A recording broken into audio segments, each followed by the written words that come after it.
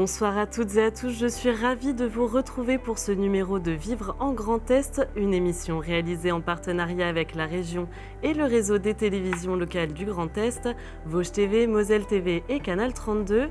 Aujourd'hui, nous allons nous intéresser à la stratégie culturelle régionale. Pour en parler, j'accueille autour de la table Martine Lisola, conseillère régionale du Grand Est et présidente de la commission culture de la région. Bonsoir Martine Lisola. Bonsoir. Merci d'être parmi nous. Regardons tout de suite ensemble le sommaire de ce nouveau numéro. Au sommaire de votre magazine Le Grand Est et sa stratégie culturelle, nous nous intéresserons aux 3 axes de travail, des reportages sur différents événements et lieux culturels qui animent la région, et nous ferons le point sur les objectifs de cette stratégie culturelle à court et long terme. Pour commencer, Martine Lisola, présentez-nous la commission culture. Qu'est-ce que c'est? Quel est son rôle? Alors, la commission culture que j'ai l'honneur de présider au sein de la région Grand Est réunit une vingtaine de membres, tous issus de l'ensemble des familles politiques représentées au sein de notre assemblée. Cette commission, elle a pour une triple mission. La première, c'est de voter et de définir les actions dans le domaine culturel de la région Grand Est. Par exemple, tout récemment, nous avons approuvé la création d'un bureau des images qui va concourir à structurer la filière de l'audiovisuel de l'image en Grand Est. Voilà une illustration de cette première mission. Voter donc les actions de la région Grand Est. La deuxième mission, c'est aussi de définir quelque part la stratégie aussi du Grand Est dans le domaine culturel. Et puis, troisième mission, elle a aussi le rôle de voter les règlements et les dispositifs qui sous-tendent toutes les actions que nous, conduisons dans la région Grand Est. Il n'y a pas d'action sans texte, et ces textes-là sont approuvés en commission. Et puis, quatrième mission, et pas la moindre, celle sur laquelle nous sommes beaucoup attendus, eh bien, c'est de voter les subventions que nous allouons aux acteurs culturels, aux partenaires culturels de la région Grand Est. Donc alors, cette stratégie culturelle, elle s'appuie sur 3 grands axes. Est-ce que vous pouvez nous les présenter? Alors, ils sont très simples et très lisibles, au fond. Le premier axe, c'est de structurer et de promouvoir toute la culture dans le Grand Est. Par le mot structurer, nous entendons professionnaliser toutes les filières qui nous accompagnent. Je citerai la filière du spectacle vivant, la filière du livre, filière économique, la filière de l'image, filière économique également, la filière de la musique également, etc. Donc ça, c'est la première mission, structurer et promouvoir la culture. La deuxième, pas des moindres, c'est de rendre accessible la culture pour tous. Donc la région Grand Est, elle a pour mission de développer le développement culturel de tous les territoires. Rendre accessible la culture pour tous et partout. Et puis, troisième et quatrième mission, c'est d'assurer d'une part la transition énergétique, avec la notion de développement durable que nous intégrons et qui touche également la culture. Et deuxième transition qui fait partie du quatrième axe de la région, c'est la transition numérique. Donc la culture, elle est aussi sur toutes les transitions. Donc l'objectif, finalement, c'est de faire un territoire de référence dans le domaine de la culture, c'est ça? Tout à fait. Et pour ce faire, la région Grand Est s'appuie sur ses réseaux. Et ces réseaux sont multiples. Ils correspondent souvent aux filières, d'ailleurs, dont je vous ai parlé tout à l'heure. Nous avons le réseau Grabuge. Pour les musiques actuelles, nous avons le Plan d'Est pour les arts visuels. Par exemple, l'art contemporain, tout ce qui est du domaine de la peinture, des expositions. Et puis, nous avons Quintest pour le spectacle vivant. Et nous avons également Livrest pour le livre. Vous voyez, à chaque filière correspond un réseau, correspond des partenaires, correspond des acteurs, correspond aussi un vivier, des centres de ressources. Notamment sur le livre, nous nous appuyons aussi sur nos centres de ressources. Et tout cela nous permet justement de devenir des référents dans le domaine de la culture. Et cela fonctionne plutôt bien. Donc tout ça, au final, c'est une grande offre culturelle. L'objectif, c'est quand même de la promouvoir, cette offre culturelle. Comment on s'y prend ? Alors, cette offre culturelle, bien évidemment, nous devons communiquer pour la rendre, audible, lisible auprès de nos publics. Et nous travaillons avec la presse, avec les réseaux sociaux, avec les médias dont vous faites partie, que nous soutenons également. Et puis, nous organisons aussi des événements de notre côté pour promouvoir la culture dans le Grand Est. Plus de 60 millions d'euros sont consacrés chaque année à la culture dans la région. 131 musées sont labellisés Musées de France et 130 festivals majeurs sont soutenus, comme par exemple le festival Les Moissons Rock à Juvigny dans le département de la Marne. Donc ce festival est un acteur du dynamisme culturel du territoire. Ils sont devenus incontournables. Mathilde Barral est allée les rencontrer. Regardez. Les hommes que j'aime, ils ont des gueules cassées. Il faut les voir au petit jour se coucher tout étonné. Depuis 25 ans, le festival Les Moissons Rock fait danser Juvigny. Et au fur et à mesure des années, il s'est développé. Il a commencé dans la salle des fêtes de Juvigny pour là être devenu un festival en extérieur avant sous chapiteau, maintenant complètement en plein air. On parle souvent avec des anciens du village qui nous disent ouais, les Moissons Rock, j'entends le bruit des basses tout le temps. Si je l'entendais plus, ça me ferait bizarre. Et je pense que tout le monde a pris l'habitude et tout le monde est aussi hyper coopératif parce que 4 jours de musique, c'est pas forcément agréable pour tout le monde, mais comme c'est quelque chose qui est devenu une habitude, les gens le prennent plutôt bien. Objectif, rendre la musique accessible à tous. Tous les artistes nationaux, quand on voulait les voir, il fallait aller dans les villes. Sauf qu'il y a pas que les villes, il y a aussi le milieu rural. Et du coup, on voulait faire venir ces groupes pour que les gens qui n'ont pas l'occasion d'aller sur les villes, etc., puissent quand même voir des concerts. On a eu envie de faire une journée jeune public pour que les familles puissent se retrouver aussi sur un spectacle et donner l'accès à tout le monde, donc de la rendre gratuite, avec la programmation de cirque, de chorale ou de concerts à destination des jeunes publics. Ancré dans le territoire, ce festival est considéré comme un exemple de réussite pour la région Grand Est. La région et le département qui nous soutiennent depuis le début, qui ont toujours été avec nous dès le début du festival, donc en 95 jusque maintenant. Et voilà, c'est quelque chose qui est très important pour nous parce que en plus de nous donner une subvention, ça assoit la notoriété du festival auprès d'autres partenaires. On permet à notre petite échelle de faire vivre notre territoire et ça, c'est quelque chose qui est important. Avec l'accueil d'environ 9000 festivaliers sur 4 jours, il est important pour les organisateurs d'intégrer une dimension éco-responsable. Le festival tend de plus en plus à être éco-responsable. On est bien conscient qu'on ne peut pas le faire d'une année à l'autre, donc c'est une transition qui se fait sur la durée. On a depuis une dizaine d'années, je pense, des toilettes sèches. Là, cette année, on a supprimé toutes les bouteilles en plastique sur le site du festival. On propose aussi des navettes gratuites depuis Châlons en Champagne jusque Juvigny. On en a aussi qui partent de Reims pour venir à Châlons. Et on met en place un groupe sur Facebook pour le covoiturage. La programmation n'est pas encore disponible pour la prochaine édition. L'été prochain, du 17 au 20 mai, les Moissons Rock vont encore faire vibrer les Juvignots et les Juvignottes. Donc, Martine, quel est le but de soutenir des événements comme celui-ci du Festival des Moissons Rock ? Eh bien, le but, c'est ce que je vous disais tout à l'heure, c'est le développement culturel et rendre la culture accessible à tous, y compris dans tous les territoires et les territoires les moins servis par la culture. Vous savez bien que les centralités sont plus équipées en termes d'outils culturels, de lieux de diffusion, etc. Les Moissons Rock dont vous parlez, c'est un festival que je connais bien puisqu'il est situé sur un territoire dont je suis élue, local. Et ce festival Moissons Rock, il existe depuis plus de 20 ans. Et pour nous, c'est un festival exemplaire. Pourquoi il est exemplaire ? Eh bien parce que, tout d'abord, il intègre le développement durable, d'une part. D'autre part, il est intégré au réseau professionnel dont je vous parlais tout à l'heure, que nous appelons le réseau Grabuge. Et puis, il permet l'accès de la culture à tous, notamment dans un territoire plutôt retiré, celui de Juvigny, qui est une petite commune située tout près de Châlons en Champagne, petite au sens quantitatif du terme, bien évidemment. Et donc, voilà pourquoi nous soutenons ce type de festival, parce qu'il est très important que ces événements existent sur le territoire, car ils en assurent la cohésion sociale, la cohésion culturelle, le vivre ensemble, et les Moissons Rock font vraiment partie de ces festivals que le Grand Est a la fierté de soutenir.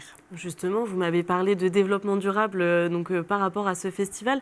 Comment la région aide les événements comme celui-ci justement à se développer à ce niveau-là ? Eh bien, la région Grand Est a renforcé son engagement pour la culture et le développement durable à la suite des travaux de concertation qui ont été menés dans le cadre de travaux menés par le Grand Est. Et je veux parler du Business Act, qui est un terme un petit peu techno, mais qui a été très fécond en termes d'action et de propositions.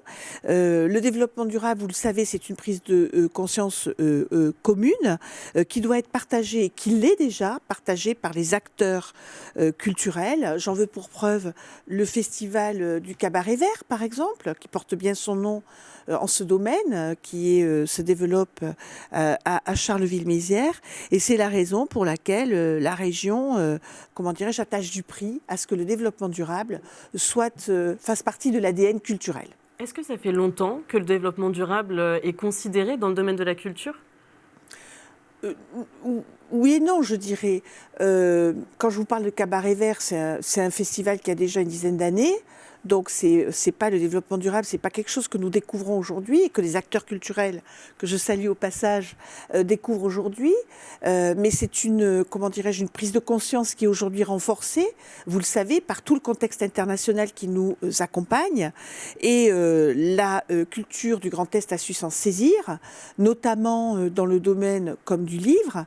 Nous avons conduit des travaux de recherche sur le développement durable et la filière livre qui ont donné des résultats tout récemment, et nous sommes en pointe, je dirais. Nous ne sommes pas en retard, en tout cas. La région accompagne également donc, les acteurs culturels dans la transition numérique, donc un autre axe de développement, ce qui donne naissance à des lieux comme l'Arche à Villerue, en Meurthe-et-Moselle.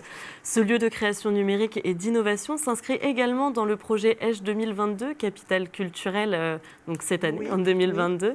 Oui. Alicia Iblot s'est immergée dans ce lieu. Regardez.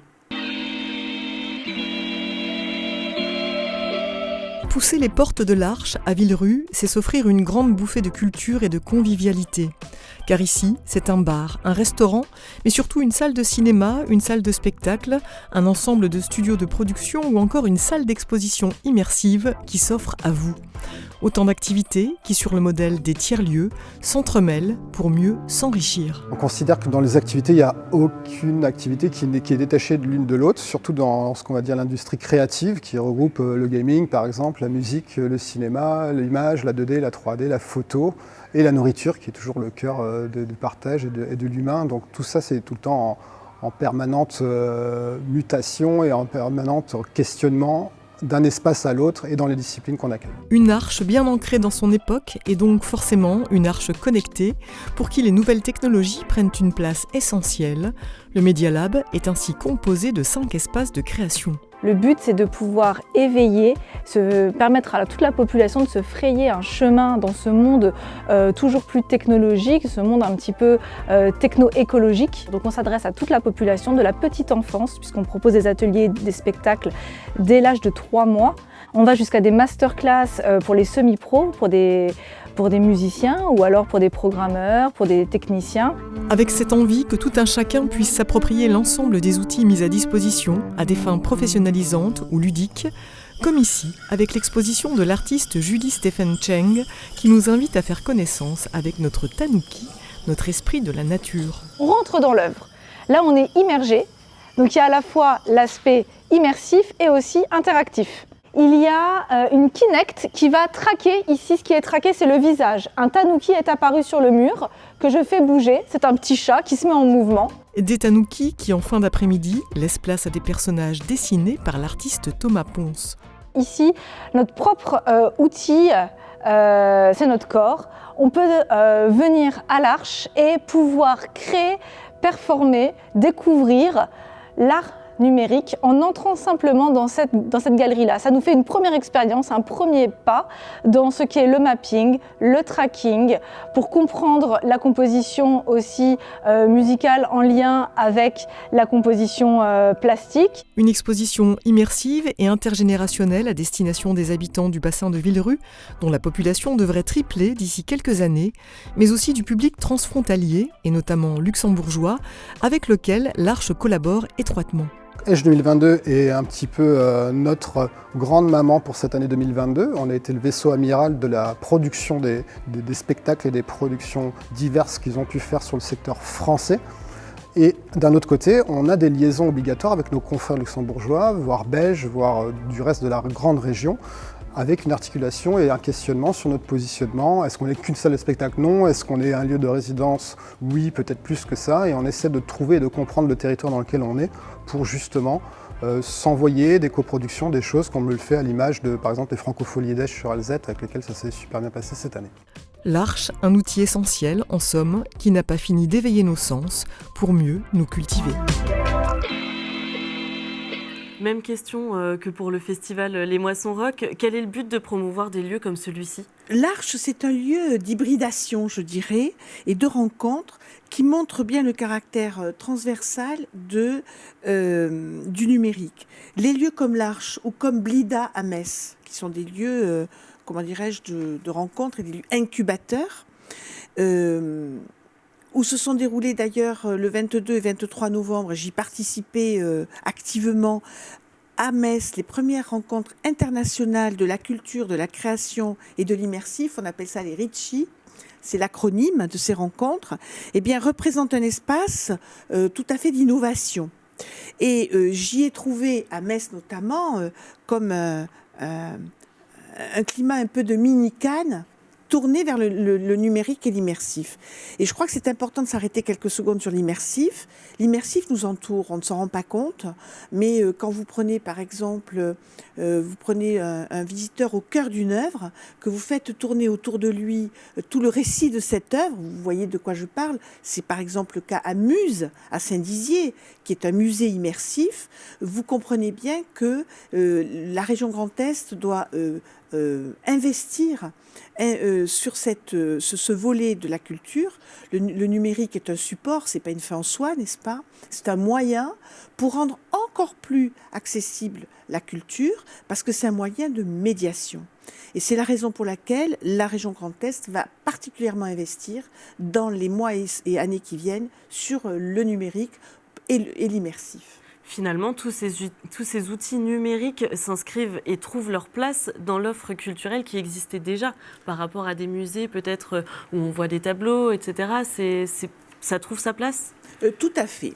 Vous avez raison de dire que tout cela trouve sa place et finalement, le numérique est la pièce d'un puzzle qui vient, je dirais, parfaire l'offre culturelle dans le Grand Est. Pourquoi c'est important finalement pour la région de proposer un accompagnement à la transition numérique? Parce que donc là, il y a des nouveaux lieux qui émergent comme l'Arche, mais c'est aussi question d'accompagner les musées peut-être pour renouveler leur offre, pour s'inscrire dans cette transition? Oui, il est tout à fait important de proposer aux acteurs culturels de travailler avec nous sur cette nouvelle offre afin de permettre, c'est une offre qui est émergente, nous travaillons à l'international sur ce sujet, des territoires comme le Québec sont très très avancés et nous les avons reçus d'ailleurs à Metz puisque c'était des rencontres internationales et il est très important que nous accrochions, j'oserais dire, les wagons pour sur un domaine émergent, être pionniers et être les premiers. Et donc concrètement, les aides, elles passent par quoi? C'est des aides financières, des aides matérielles, des aides humaines peut-être? Alors, vous avez raison de demander quel format peuvent prendre ces aides. Ce sont des aides en ingénierie, car nous avons des collaborateurs et notamment le bureau des images dont je vous parlais tout à l'heure est un bureau que nous venons de mettre en place, qui vient de naître, n'est-ce pas, en cette fin d'année. Et dans ce bureau des images, il y a des collaborateurs qui s'occupent de formation, qui s'occupent d'accompagnement et qui s'occupent d'émergence. Donc ce bureau des images est à la disposition des acteurs d'une part. Et puis d'autre part, nous accompagnons évidemment non seulement en ingénierie mais en moyens lorsque des projets sont éligibles à nos dispositifs, nous les accompagnons financièrement et nous revenons au système de subvention voté en commission dont je vous parlais au début de notre échange. Donc ingénierie, moyens et puis accompagnement politique. Dire l'envie, quand un élu dit son envie, il porte aussi des projets qui sont importants pour son territoire. Vous avez évoqué plusieurs fois les échanges internationaux, voire transfrontaliers. C'est quelque chose qui tient à cœur à la région d'échanger, par exemple, avec nos voisins luxembourgeois, comme à l'Arche. Alors, vous avez raison de souligner le caractère éminemment transfrontalier de notre territoire, qui jouit d'un ensemble de frontières importants. Le Luxembourg, l'Allemagne, la Suisse, n'est-ce pas, et la Belgique. Et évidemment, nous travaillons avec eux. Nous avons des échanges. D'ailleurs, la commission culture dont je vous parlais tout à l'heure est composée de 4 volets importants. Les arts visuels, les industries créatives, le cinéma, le livre, la transmission des savoirs, le multilinguisme et le transfrontalier. Donc le transfrontalier est une partie absolument entière qui fait partie de notre travail de réflexion, notre base de réflexion.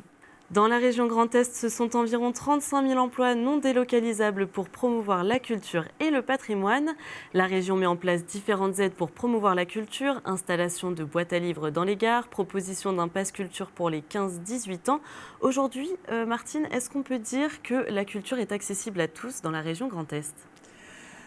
Alors, je vous l'ai dit, la région Grand Est met en œuvre des aides pour promouvoir la culture et la rendre accessible à tous. Mais nous avons une partie de la population qui, est parfois un petit peu en retrait, en tout cas qui est notre objectif privilégié, ce sont les jeunes publics. Pour ce faire, nous avons mis en place une carte jeune, une carte qui s'appelle Jeuneste, qui se marie d'ailleurs avec le pass culture mis en place par l'État. Et cette carte Jeunesse, elle permet aussi bien des tarifs privilégiés pour accéder au cinéma, pour faire l'acquisition d'ouvrages, de livres. Nous allons renforcer justement cette carte pour encore plus, pour consolider notre politique vers les jeunes. Tout cela se fait bien évidemment en lien avec le Conseil des jeunes, qui est en train de faire un état des lieux pour justement essayer d'identifier quels sont les freins à l'accès des jeunes à la culture. Nous avons un sujet sur, par exemple, la fréquentation des salles de cinéma. Cette fréquentation s'est trouvée un petit peu compliquée. C'est compliqué avec la crise pandémique que nous avons connue, puisque les populations étaient invitées à rester chez elles. Et les plateformes ont bénéficié en quelque sorte de cette crise au détriment des cinémas. Donc nous avons un véritable travail pour repénétrer, j'oserais dire, ces sphères du monde de l'écosystème de la culture. Et nous y travaillons d'arrache-pied avec le Conseil des jeunes. Donc ça doit faire partie des projets. D'ailleurs, quels sont les projets à venir et quels sont les objectifs à court et long terme de la région concernant la culture ? Alors, les projets sont nombreux, tant l'offre est riche, évidemment. Les projets que nous avons, c'est de développer toutes les filières dont j'ai pu vous citer le nom tout à l'heure, qu'il s'agisse de la filière livre, de la filière image. Et nous avons énormément d'ambition, notamment pour ce qui est le spectacle vivant et les arts visuels. Donc beaucoup de projets à venir sur tous les domaines de la culture. Merci beaucoup Martine Lisola, présidente de la commission culture de la région, d'avoir été parmi nous. Merci à vous de votre écoute et à très bientôt pour une nouvelle émission.